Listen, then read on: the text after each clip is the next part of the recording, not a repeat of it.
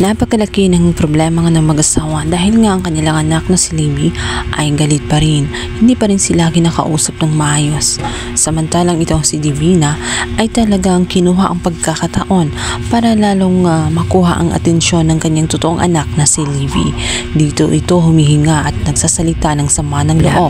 Instead naman na alalahanin nga ni Princess ang kanyang kalagayan at ang tungkol sa nangyari sa kanya ay binabaliwala lamang niya.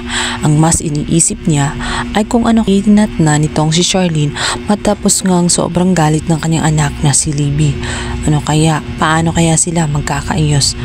Hanggang sa makausap nga niya itong si Charlene bago siya umuwi galing trabaho at sinabi nito na ayos lang sila at magkakaayos din sila. Tugtong pa ni Charlene, naniniwala siya na malalagpasan din nila ang kanilang problema bilang pamilya at kalaunan maiintindihan din ni Libby ang kanilang sitwasyon at matatanggap din itong si Princess. Napayakap na lamang itong si Princess dahil na rin sa kabutihan nga nitong si Charlene. Ramdam ni Charlene na may kakaiba nga dito kay Princess, para bang lukso ng dugo bilang anak. At kahit hindi pa niya alam ang katotohanan ay itinuturing niya na parang tunay na anak itong si Princess. Pinapangalagaan at naaawa din siya sa bata.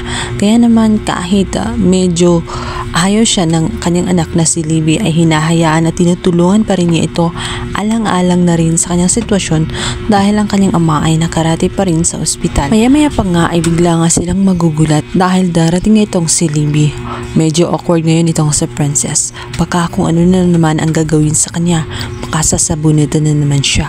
Subalit nagulat sila dahil biglang nagiba ang timplangan nitong si Libby. May maitim siyang pinaplano.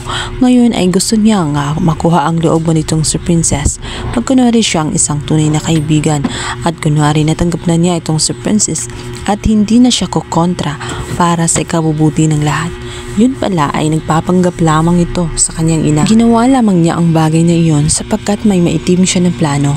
Ang gusto niya ay siya mismo ang maging kasama nga nitong si Princess dahil may mga balak siya. Gusto niyang pahirapan ng gusto itong si Princess hanggang sa dumating ang punto na siya na nga ang aayaw at aalis sa naturang shop.